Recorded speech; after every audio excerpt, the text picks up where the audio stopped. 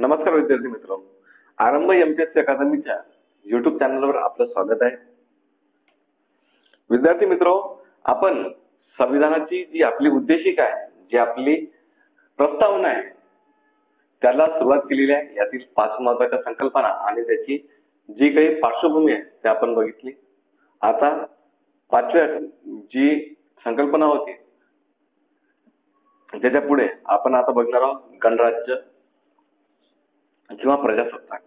मित्रो, आपल्याला लवकरात लवकर हा टॉपिक कव्हर करून पुढील जे महत्त्वपूर्ण टॉपिक आहे त्याला कव्हर करणार आहे. म्हणून मी जास्त काही आपल्याशी चर्चा किंवा जास्त काही डिटेलमध्ये जाणार नाही. केवळ जे काही परीक्षा दृष्टिकोनातून आणि आपले कन्सेप्ट क्लिअर होण्यासाठी, फॅक्ट ध्यानात राहण्यासाठी ज्या काही गोष्टी गरजेच्या आहेत त्या सर्व मी आपल्याशी तर चर्चा करतच असतो. तर चला मित्रो, आपण आपल्या व्हिडिओला सुरुवात करू. पुढची संकल्पना आहे गणराज्य किंवा प्रजासत्ताक.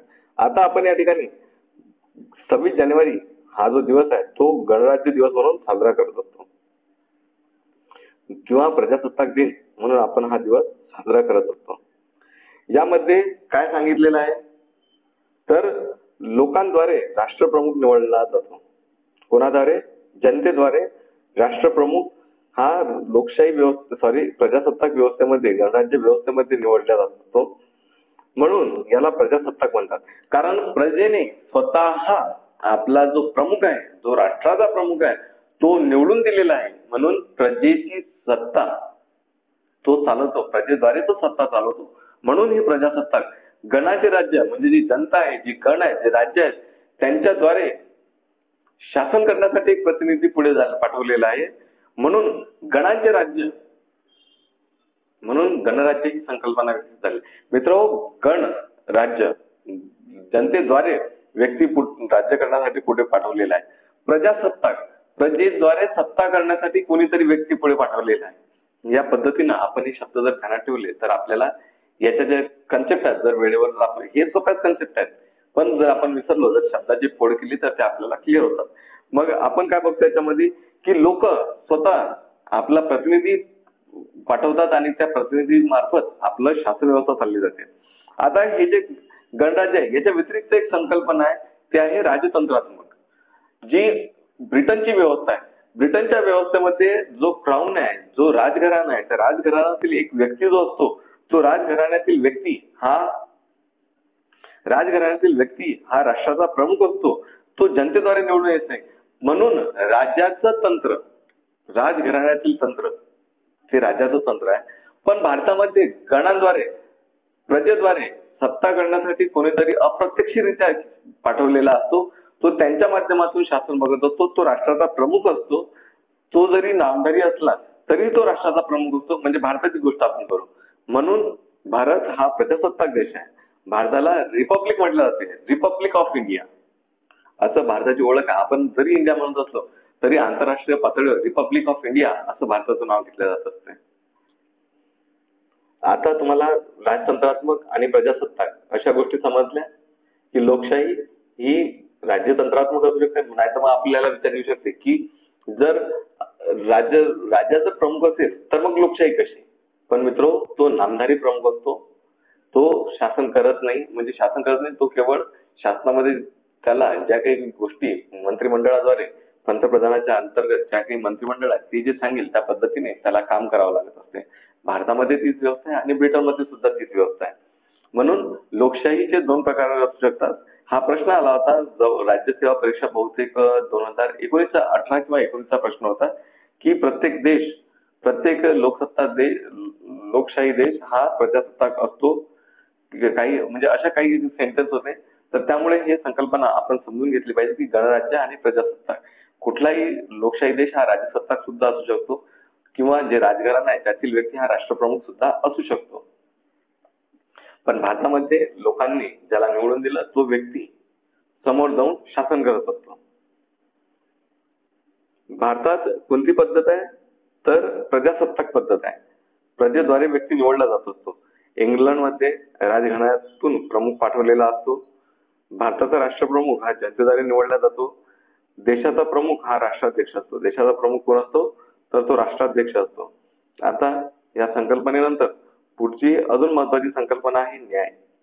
आता इथपर्यंत आपण आपल्या देशाचे स्वरूप बघितले. पहिले अधिकाराचा स्रोत बघितला, सर्वोच्च शक्ती बघितली, भारतीय जनता आहे. त्यानंतर आपण 5 स्वरूप बघितले. सार्वभौम समाजवादी धर्मनिरपेक्ष लोकशाही गणराज्य. आता 4 आपल्या देशाचे, आपल्या संविधानाचे 4 उद्दिष्ट आहेत. ते न्याय, स्वातंत्र्य, समता, बंधुता याला आपण अभ्यासू. भारतामध्ये रशियाच्या क्रांतीतून जी न्यायाची संकल्पना निर्माण झालेली आहे त्या संकल्पनेचा स्वीकार केलेला आहे. भारतातील न्याय कशा पद्धतीचा आहे तर रशियन क्रांतीमध्ये जी न्यायाची संकल्पना होती ती भारतामध्ये स्वीकारलेली आहे. त्यामध्ये 3 प्रकारचा स्वतंत्र न्याय असतो. सामाजिक न्याय असते, आर्थिक न्याय असते व राजकीय न्याय असते. याचा क्रम सुद्धा हाच आहे. न्याय कोणता? सामाजिक, आर्थिक व राजकीय. सामाजिक न्यायामध्ये काय असते की जात, धर्म, लिंग, वंश, जन्मस्थान यावरून भेदभाव केला जाणार नाही. कुठल्याही सामाजिक बाबतीवरून देशामध्ये भेदभाव केला जाणार नाही. ही सामाजिक व्यवस्था आहे. हा सामाजिक न्याय. सामाजिक न्याय कधी भेटणार आहे की ज्या वेळेला जात, धर्म, पंथ, लिंग, वंश किंवा इतर बाबतीतून जे काही सामाजिक बाबी आहेत त्या बाबीवरून भेदभाव होणार नाही, त्यावेळेला सामाजिक न्याय प्राप्त होत असतो. आपल्याला आर्थिक न्यायाची बाजू सांगितलेली आहे संविधानामध्ये. आर्थिक न्याय म्हणजे कोणता? की जी उत्पन्नातील तफावत आहे ती दूर करणे आणि सर्वांना संपत्ती ठेवण्याचे, सर्वांना संपत्ती मिळवण्याचा अधिकार या ठिकाणी दिलेला असतो. कुठल्याही प्रकारे भेदभाव हा रोजगारामध्ये केला जात नाही. प्रत्येकाला आपलं कमावण्याचं किंवा मिळवण्याचं साधन असावं, हा न्याय आपल्या आर्थिक न्यायाचा समावेश आपल्या संविधान उद्दिष्ट पत्रिकेमध्ये केलेला आहे. कुठल्याही आर्थिक बाबींवर भेदभाव केला जाणार नाही. त्यामुळे आपल्याला भेदभाव न झाल्यामुळे आपल्याला तो न्याय मिळालेला आहे. म्हणून आर्थिक न्यायाची संकल्पना दिलेली आहे. आता पुढे राजकीय न्याय सांगितलेला आहे. आता राजकीय न्याय काय तर सर्वांना मतदानाचा अधिकार आहे, सर्वांना मतदान करण्याचा अधिकार आहे, सर्वांना निवडणुकीला उभं राहण्याचा अधिकार आहे. केवळ वय एवढी अट आपल्याकडे आहे. सरकारवर आपलं मत मांडण्याचा अधिकार. प्रत्येक व्यक्तीला निवडणुकीला उभं राहणं, निवडणुकीत मत देणं, सरकारवर मत मांडणं, त्याच्यावर टीका टिप्पणी टीपा म्हणजे कन्स्ट्रक्टिव्ह काही बोलणं नाही. या संपूर्ण बाबी राजकारणाबद्दल जेवढे काही अधिकार असतील त्या सर्वांना त्या जे काही हर्डल्स किंवा मग जे काही आपल्यावर बंधनं होती ती बंधनं नसणे म्हणजे आपल्याला तो राजकीय न्याय प्राप्त होणे. तर आपण सामाजिक न्याय प्राप्त करणे, आर्थिक न्याय प्राप्त करणे, राजकीय न्याय प्राप्त करणे या बाबी आपल्या न्यायामध्ये समाविष्ट केलेल्या आहेत. पुढील संकल्पना जी आहे ती आहे स्वातंत्र्य. आता स्वातंत्र्य अतिशय महत्वाचं आहे. स्वातंत्र्याला लिबर्टी, फ्रीडम म्हणतात. आता त्याच्या जास्त खोलात आपण जाणार नाही. लिबर्टी आणि फ्रीडम ह्या 2 वेगवेगळ्या संकल्पना आहेत. भारताला स्वातंत्र्य प्राप्त आहे आणि ते स्वातंत्र्य भारताच्या उद्देश पत्रिकेच्या स्वातंत्र्याची संकल्पना सांगितलेली आहे. त्या स्वातंत्र्यामध्ये भारतामध्ये जी स्वातंत्र्य सांगितलेलं आहे उद्देश पत्रिकेमध्ये त्यामध्ये 5 बाबींचा समावेश होतो. ते 5 बाबी कोणत्या तर विचार, अभिव्यक्ती, विश्वास, श्रद्धा, उपासना. विचार म्हणजे काय? कोणीही व्यक्ती त्याला स्वातंत्र्य आहे विचार करण्याचं. विचार म्हणजे काय? तो चिंतन करू शकतो, मनन करू शकतो. त्यामध्ये त्याला कुठल्याही प्रकारचा कोणीही बाधा आणू शकत नाही. तुम्ही काय विचार करता ह्यावर तुम्हाला कोणीही रोखू शकत नाही. पण विचार नेहमी चांगलेच केले पाहिजेत, पॉझिटिव्हच केले पाहिजेत, यशस्वी होण्याचेच केले पाहिजेत, लोकांचं चांगलं होण्याचे विचार केले पाहिजेत. नाहीतर विचार करण्याचं स्वातंत्र्य आहे तर काहीही विचार करत बसू नये. पुढे अभिव्यक्ती या बाबीला समाविष्ट केलेला आहे. याचं स्वातंत्र्य दिलंय. स्वतःला अभिव्यक्त करणे, स्वतःचं मत मांडणे, स्वतःला एक्सप्रेस करणे याचा समावेश अभिव्यक्तीमध्ये होतो. यामध्ये अभिव्यक्त होण्याचं कोणतेही माध्यम असू शकतो जे आपल्याला कलम 19 सांगते. अभिव्यक्ती स्वातंत्र्य. तुम्ही बोलू शकता, तुम्ही चित्र काढू शकता, तुम्ही कार्टून काढू शकता, तुम्ही हावभाव करू शकता. या माध्यमातून किंवा अनेक अशी माध्यम असतील त्या माध्यमातून तुम्ही स्वतःला व्यक्त करू शकता, अभिव्यक्त करू शकता, स्वतःचं मत मांडू शकता. तुम्ही विश्वास करू शकता. तुम्हाला विश्वासाचं स्वातंत्र्य आहे. विश्वासाचं स्वातंत्र्य म्हणजे तुम्ही कुठलीही विचारधारा मान्य करू शकता. ते भांडवलवादी असेल, ते समाजवादी असेल, साम्यवादी असेल, कुठल्याही प्रकारची जी विचारधारा आहे ते तुम्ही मान्य करू शकता. हे तुमचं विश्वासाचं स्वातंत्र्य आहे. तुम्हाला श्रद्धा याचं स्वातंत्र्य मिळालेलं आहे. तर यामध्ये श्रद्धामध्ये काय? धर्म किंवा सिद्धांतावर श्रद्धा प्रकट करणे. काही धर्म आहेत, तुमचा कुठलाही धर्म असू शकतो, त्या धर्मावर तुम्ही श्रद्धा ठेवू शकता, त्यावर तो पाळण्याचा तुम्हाला अधिकार आहे. एखादा सिद्धांत आहे, म्हणजे आपण ज्या वेळेला म्हणतो की निंबार्काचार्यांनी, रामानुजाचार्यांनी, बुद्धांनी, जैनांनी, म्हणजे आपलं द्वैतवाद किंवा मग आजीवक, हे जे विचारधारा आहेत, हे जे सिद्धांत आहेत, ह्या ज्या बाबी आहेत, या संपूर्ण बाबीतच धर्माचा किंवा विचार करणाऱ्या लावणाऱ्या जे काही आपण श्रद्धा ठेवू शकतो, अशा जे काही बाबी आहेत, ज्या विचारधारेवर श्रद्धा ठेवू शकतो, त्याचं तुम्हाला स्वातंत्र्य आहे की तुम्ही कुठल्याही धर्मावर, कुठल्याही विचारधारेवर, तुम्ही कुठल्याही सिद्धांतावर तुमची श्रद्धा प्रकट करू शकता. तुम्हाला ते स्वातंत्र्य आहे. तुम्ही उपासना करू शकतो. परत मित्र, तुम्हाला जर कशावरही श्रद्धा ठेवण्याचा जर अधिकार आहे, तर तुम्ही चांगल्याच गोष्टीवर श्रद्धा ठेवली पाहिजे. आतंकवाद वगैरे ह्या गोष्टी, या गोष्टीपासून तुम्ही लांबच राहिले पाहिजे. म्हणजे हे जे विचार असतात, ह्या गोष्टी आपण आपल्यापासून दूरच ठेवल्या पाहिजे.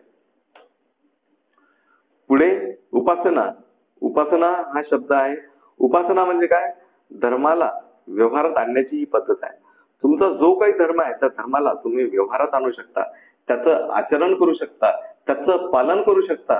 याचं स्वातंत्र्य म्हणजे उपासना. तुम्ही स्वतःचा त्या धर्माची उपासना करता, त्याचं पालन करता, हे स्वातंत्र्य आपण या ठिकाणी बघितलं. पुढे आहे समता.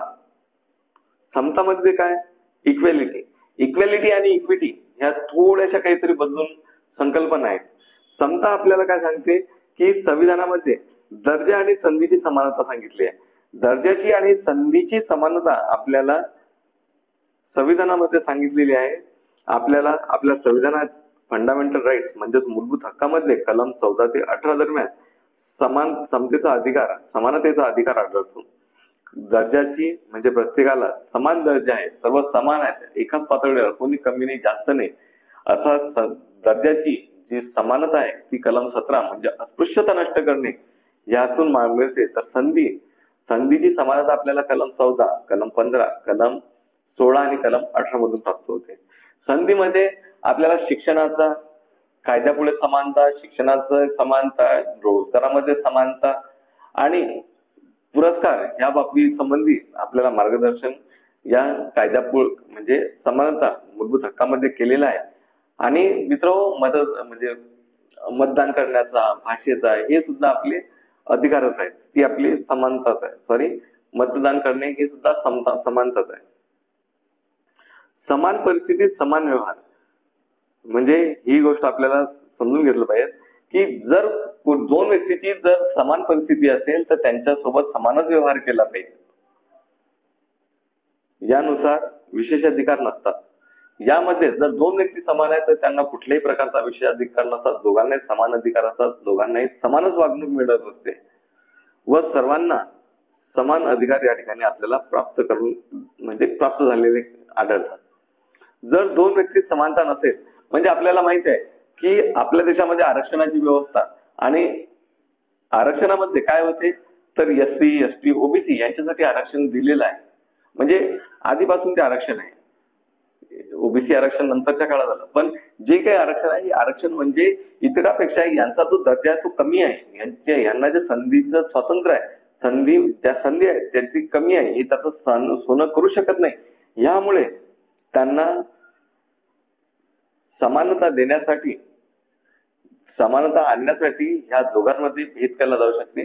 जो कोणी उच्च आहे, जो कोणी त्याच्या कनिष्ठ आहे, या दोघांमध्ये भेद केला जातो. म्हणून आरक्षण किंवा काही सवलती किंवा काही अनुदान हे त्या व्यक्तींना दिल्या जात असते. हे काम सरकार करत असते सरकारी स्तरावरती. या माध्यमातून असमानता दूर होऊन समानता प्रस्थापित होऊ शकते. म्हणजे कोणत्या माध्यमातून? आरक्षण असो, अनुदान असो, काही सवलती असो, यातूनच आपल्याला समानता प्राप्त करायची आहे की जे आपलं समतेचं उद्दिष्ट आहे ते समतेचं उद्दिष्ट आपल्याला साध्य करायचं आहे. आता आपण 4 उद्दिष्ट म्हटले होते, त्यातील 3 न्याय, स्वातंत्र्य, समता संपलेले आहेत. आता शेवटचा जे आपलं समानता आहे, जे आपलं शेवटचं उद्दिष्ट आहे ते काय? बंधुत्व, प्रतिष्ठा आणि देशाची एकता आणि एकात्मता म्हणजे ज्याला अखंडता म्हणतो, याची बंधुता आपल्याला आपल्या उद्देशिकेमध्ये सांगितलेली आहे. यामध्ये व्यक्तीची प्रतिष्ठा म्हणजे काय तर त्याला मूलभूत गरजा जनतेला प्रतिष्ठापूर्वक उपलब्ध करून देणे. जनतेच्या जे काही गरजा आहेत त्या गरजा त्याला प्रतिष्ठापूर्वक सन्मानाने उपलब्ध करून देणे म्हणजे व्यक्तीची प्रतिष्ठा असते. त्याला जगण्यासाठी ज्या काही गोष्टी लागतात त्या संपूर्ण गोष्टी मिळणे म्हणजे त्याला व्यक्तीची प्रतिष्ठा मिळते. त्याला व्यक्ती म्हणून जो दर्जा असतो तो दर्जा त्याचं जे जगणं असते ती जी प्रतिष्ठा व्यक्ती म्हणून जन्माला आल्यानंतर आपण म्हणतो ती त्याला त्या ठिकाणी प्राप्त होत असते. देशाची एकता आणि अखंडता 42व्या दुरुस्तीने समाविष्ट केली गेलेली ही संकल्पना आहे. 42वी घटना दुरुस्ती 1976 नुसार समाजवादी, धर्मनिरपेक्ष आणि अखंडता या 3 गोष्टी समाविष्ट केल्या. यातील समाजवाद आणि धर्मनिरपेक्ष हे आपल्या संविधानाचे 2 स्वरूप आहे तर अखंडता हे आपल्या उद्दिष्टामध्ये समाविष्ट आहे. जनता एकतेने राहणे ही मनोवैज्ञानिक संकल्पना आहे. जर जनता एकतेने राहत असेल हे त्यांचं मनोमिलन आहे, हे ते त्यांच्या मनामधील जे संकल्पना आहे त्यातून ही मनोवैज्ञानिक संकल्पना आहे. आणि अखंडता बघा, जनता एकतेने राहणे, देशाची एकता टिकून ठेवणे ही मनोवैज्ञानिक संकल्पना आहे. तर अखंडता ही जी संकल्पना आहे, कोणती संकल्पना?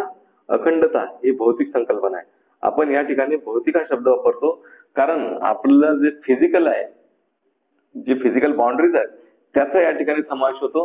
म्हणजे जम्मू काश्मीर ते कन्याकुमारी आणि गुजरात ते मिझोराम हा संपूर्ण प्रदेश अखंड राहणे ही भौतिक विचारधारा आहे. हे एका प्रदेशाला धरून असलेली विचारधारा आहे. पण देशातील संपूर्ण जनता एकतेने राहणे ही मनोवैज्ञानिक, ही मनोवृत्तीवर चालणारी संकल्पना आहे.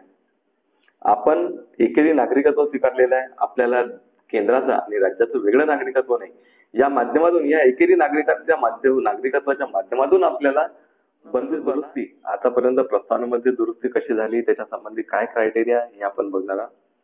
आतापर्यंत एक वेळा 1976 मध्ये 42वी घटना दुरुस्ती करून संविधानामध्ये आपली जी उद्देशिका आहे त्यामध्ये बदल केला.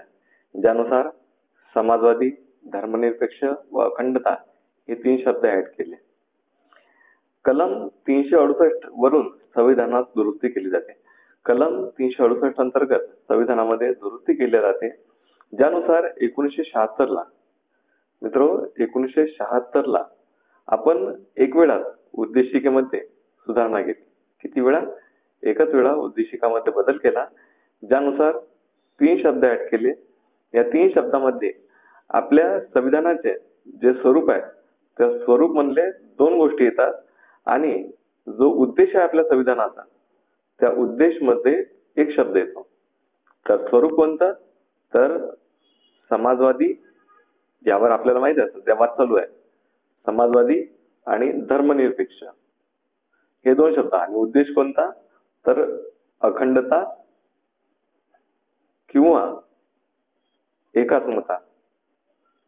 ह्या ज्या 2 बाबी आहेत, एक स्वरूप मधले 2 शब्द ज्यामध्ये समानता आणि धर्मनिरपेक्ष, आणि उद्देश ज्यामध्ये आपण अखंडता किंवा एकात्मता ह्या 2 गोष्टीचा समावेश करतो. आतापर्यंत एकदाच घटना दुरुस्ती करून 3 शब्द त्याच्यामध्ये ऍड केले उद्देशिकेमध्ये. कलम 368 अंतर्गत संविधानामध्ये उद्देशिकेमध्ये घटना दुरुस्ती होते. आता यावरून पुढे बघा की उद्देशिका संविधानाचा भाग आहे किंवा नाही हा प्रश्न यावरून उपस्थित झाला. जर तुम्ही उद्देशिकेमध्ये बदल करता, जर उद्देशिकेमध्ये घटना दुरुस्ती होते तर उद्देशिका हा संविधानाचा भाग आहे किंवा नाही हा वाद निर्माण झाला. यासंबंधी वेगवेगळे निकाल सर्वोच्च न्यायालयाने दिले आणि सर्वोच्च न्यायालयाने वेगवेगळ्या निकालामधून आपले मत आहे. कधी सांगितलं की उद्देशिका हा संविधानाचा भाग आहे, कधी सांगितलं उद्देशिका हा संविधानाचा भाग नाही. तर पहिला जो निकाल आहे तो बेरुबारी युनियन खटला 1960 चा. यामध्ये काय झालं?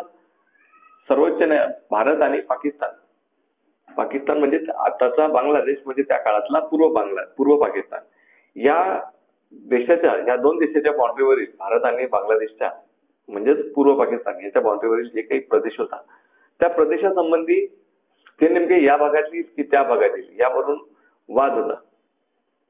त्यामुळे सर्वोच्च न्यायालयाला राष्ट्रपतींनी सर्वोच्च न्यायालयाला सल्ला विचारला. त्यावर बेरुबारी युनियन खटल्यामध्ये सर्वोच्च न्यायालयाने आपलं काही मत मांडलं. त्या मतामध्ये सर्वोच्च न्यायालय काय म्हणते की उद्देशिका हा काही घटनेचा भाग नाही. त्यावेळेला न्यायमूर्ती गजेंद्र गळकर हे सर्वोच्च न्यायालयाचे सरन्यायाधीश होते. ते म्हणतात की संविधानाचा भाग उद्देशिका हा संविधानाचा भाग नाही. कारण एक चावी आणि कुलूपाचे त्यांनी या ठिकाणी उदाहरण वापरलं की ज्याप्रमाणे एखादं कुलूप आणि चावी असते की कुलूप आणि चावी हे वेगवेगळे असतात, केवळ ते उघडण्यासाठी त्याचा वापर केला जातो. कशाचा? तर चावीचा. त्याचप्रमाणे भारतीय संविधानामधील जे काही संकल्पना आहेत त्या सर्वांचा समावेश हा ज्या काही सारांश आहे त्या सारांशाचा समावेश हा उद्देशिकेमध्ये केला. पण जरी याच्यामध्ये सगळ्या गोष्टी असल्या तरी हा जसे चावी आणि कुलूप एकमेकांपासून वेगळे असतात तसेच उद्देशिका आणि संविधानाचा इतर भाग हे एकमेकांपासून वेगळे आहेत. त्यामुळे संविधान आणि उद्देशिका वेगळे असल्यामुळे उद्देशिका हा संविधानाचा भाग मानला जाणार नाही असं त्यांनी निकाल दिला. त्यानंतर पुढे म्हणतात की जर हा संविधानाचा भागच नाही तर त्यामुळे घटना दुरुस्ती करून सरनाम्यामध्ये बदल केला जाणार नाही, दुरुस्ती शक्य होणार नाही. 1973 मध्ये केशवानंद भारती खटला आला. केशवानंद भारती खटल्यामध्ये काय म्हणतात की उद्देशिका हा संविधानाचा भाग आहे. बघा याच्या अगोदर न्यायालय काय म्हणते बेरुबारी खटल्यामध्ये की उद्देशिका हा संविधानाचा भाग नाही.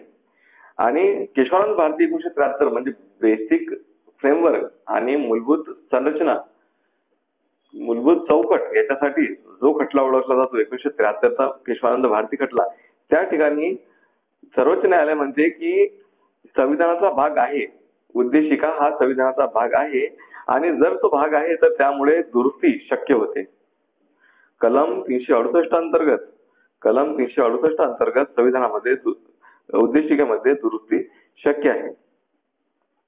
पण दुरुस्ती जरी शक्य असली संविधानामध्ये, मी वारंवार संविधान हा शब्द माझ्या तोंडात येत आहे, उद्देशिकेमध्ये दुरुस्ती जरी शक्य असली तरी मूलभूत संरचना त्याच वर्षी 1973ला ही संकल्पना आली. कोणती संकल्पना? 1973ची संकल्पना म्हणजे मूलभूत चौकटीची संकल्पना, मूलभूत संरचनेची संकल्पना आली.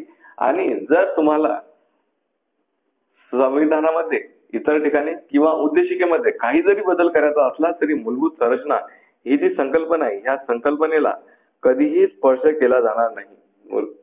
मूलभूत संरचनेला स्पर्श होणार असे बदल उद्देशिकेमध्ये किंवा संविधानाच्या इतर भागामध्ये केल्या जाता कामा नये. पुढे LIC खटला आला 1995चा.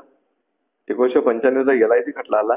त्यामध्ये प्रस्तावना हा घटनेचा भाग आहे. हे 1973चं जे काही मत होतं सर्वोच्च न्यायालयाचं ते कायम ठेवण्यात आलं आणि हेच मत संविधानाचा भाग आहे, उद्देशिका संविधानाचा भाग आहे हे मत BR बोम्मई, SR बोम्मई 1994 आणि मिनर्वा मिल्स खटला या दोन्ही खटल्यामध्ये न्यायालयाने कायम ठेवलं.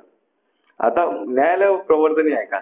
जर उद्देशिकेमध्ये बदल केला जाऊ शकते, उद्देशिका हा संविधानाचा भाग आहे, तर उद्देशिका ही न्यायप्रवर्तनीय आहे का? उद्देशिका न्यायप्रवर्तनीय आहे का असं त्याचं म्हणणं आहे. असा प्रश्न ज्या वेळेला उपस्थित होतो त्यावेळेला उद्देशिका न्यायप्रविष्ट नाही, संविधानाचा भाग उद्देशिका आहे असं या ठिकाणी आपण बघितलं. न्यायालयाने 1973च्या केशवानंद भारती खटल्यामध्ये सांगितलं की उद्देशिका हा संविधानाचा भाग आहे पण तो न्यायप्रविष्ट नाही. न्यायप्रविष्ट नाही याचा अर्थ की त्या उद्देशिकेमध्ये जे काही टर्म्स आहेत, ज्या काही आहेत की समाजवाद, आता आपल्याला माहित आहे की समाजवादावर आपल्या देशामध्ये सध्या वाद चालू आहे. जर आपण मिश्र व्यवस्था जर स्वीकारली पण आपल्या उद्देशिकेमध्ये जर समाजवाद हा शब्द जोडला गेला तरी सुद्धा आपण त्यामध्ये बदल करू शकत नाही. आपण जरी समाजवाद हा शब्द आपल्या उद्देशिकेमध्ये समाविष्ट असला तरीही आपली व्यवस्था ही समाजवादी नाही, आपण मिश्र प्रकारची व्यवस्था अंगीकारली आहे. यावरून आपल्याला समजते की उद्देशिका ही न्यायप्रविष्ट नाही, न्यायालयाद्वारे ती लागू केली जाऊ शकत नाही. न्यायप्रविष्ट म्हणजे न्यायालयाद्वारे लागू करणे. जसे आपले मूलभूत हक्क असतात जे आपण न्यायालयाद्वारे लागू करू शकतो त्याचप्रमाणे उद्देशिका ही आपण न्यायालयाद्वारे किंवा राज्य धोरणाचे मार्गदर्शक तत्व आहेत ते न्यायप्रविष्ट नाही आहेत. म्हणजे दोन बाबी बघा, एक उद्देशिका आणि दुसरं DPSP म्हणजे न्याय राज्य धोरणाची मार्गदर्शक तत्वे ह्या न्यायप्रविष्ट नाही, त्या न्यायालयाद्वारे लागू करून घेतल्या जात नाही. ही गोष्ट नेहमी ध्यानात ठेवा की उद्देशिकेमध्ये बदल जरी केला जाऊ शकत असला तरीही ते न्यायप्रविष्ट नाही, न्यायालयाद्वारे आपण त्यामध्ये लागू करून घेतलं जाऊ शकत नाही. आता मी या ठिकाणी आपल्याला थोडा वेळ अगोदर हे वाचून दाखवलं बघा. इथं आपण मॅक्झिमम कन्फ्युज असतो. पहिला प्रश्न कुठं कन्फ्युज असतो की उद्देशिका संविधानाचा भाग आहे की नाही. आताच मी आपल्याला सांगितलं की उद्देशिका संविधानाचा भाग आहे की नाही. तर बेरुबारी खटल्यामध्ये न्यायालय असं सांगते की उद्देशिका संविधानाचा भाग नाही, पण 1973चा केशवानंद भारती खटल्यामध्ये न्यायालय म्हणते की उद्देशिका हा घटनेचा भाग आहे, त्यानुसार त्यामध्ये बदल केला जाऊ शकते. पुढे मुद्दा आहे की न्यायप्रवर्तनीय आहे का. उद्देशिका न्यायप्रवर्तनीय आहे का, तर नाही उद्देशिका न्यायप्रविष्ट नाही, ती न्यायालयाद्वारे लागू करून घेतल्या जाऊ शकत नाही. आता बघू आपण तज्ञांची मते. पहिलं व्यक्ती आहे पंडित ठाकूरदास भार्गव. पंडित ठाकूरदास भार्गव काय म्हणतात की सर्वात मौल्यवान भाग आहे, संविधानाचा सर्वात मौल्यवान भाग, घटनेच्या मूल्यमापनासाठी सर्वात योग्य असलेलं एकक आणि घटनेचा आत्मा, 3 गोष्टी आहेत. सर्वात मौल्यवान भाग, घटनेच्या मूल्यमापनासाठी योग्य एकक, सर्वात योग्य एकक आणि घटनेचा आत्मा, या 3 गोष्टी पंडित ठाकूरदास भार्गव यांनी उद्देशिकेसाठी वापरल्या. आता पुढील व्यक्ती आहेत KM मुन्शी. KM मुन्शी म्हणतात की उद्देशिका हे कुंडली आहे. उद्देशिका कुंडली आहे. कशाची कुंडली आहे, तर उद्देशिका हे आपल्या संविधानाची कुंडली आहे. कुंडली आहे म्हणजे आपल्याला माहित आहे की आपल्याला शॉर्ट मध्ये जी काही सर्व माहिती आहे, आपल्या संविधानामध्ये जे काही दिलेलं आहे, त्या सर्व बाबींचा